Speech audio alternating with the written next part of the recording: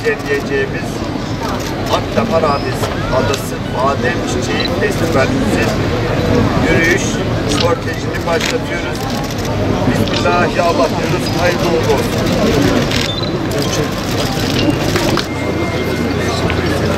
Drone Belediye.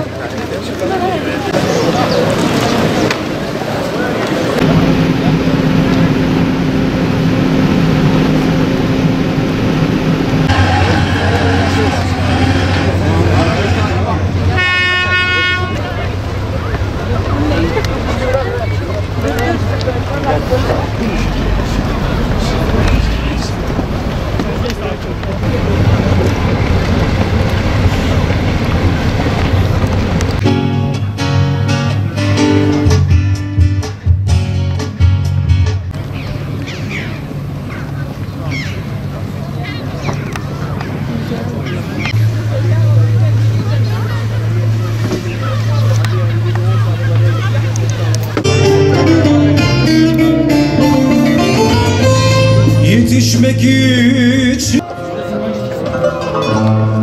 kudretin tokadı uyarmak o an. Kara gökler kül rengi bulutlarla kapanık. Evlerin bacasını kolluyor yıldırımlar. İçimde damla damla bir korku birikiyor. Sanıyorum her sokak başını kesmiş devler.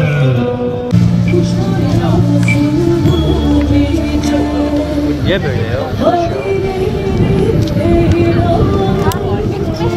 Bahar Van'da daha güzel ve bütün komşu illerden, Türkiye'nin dört bir yanından ve uluslararası arenadan insanları Van'a davet ediyoruz. Van'ın her mevsimi ayrı güzel ama baharı gerçekten bir bambaşka güzel.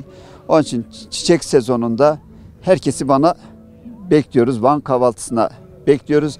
Ben Vanlı gençlerimizi de doğamıza sımsıkı sahip çıkmamız, doğamızı kirletmeme adına hepimizin duyarlı davranması lazım ve çevremizin de duyarlı olması için uyarmamız gerekiyor. Bu bilinci yükseltmemiz gerekiyor.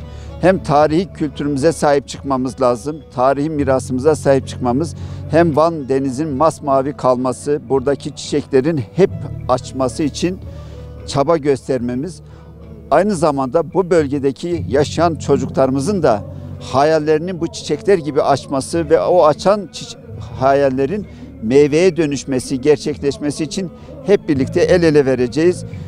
Van'dan bütün dünyaya sevgiyi egemen kılmak için çaba içinde, gayret içinde olacağız. Sevgi her şeyi yenebilecek güçte olduğuna inanıyoruz. Dünyadaki bütün silahlardan daha güçlü olduğuna inanıyoruz. Onun için biz inadına sevgi diyoruz, inadına kardeşlik diyoruz, inadına birlik diyoruz.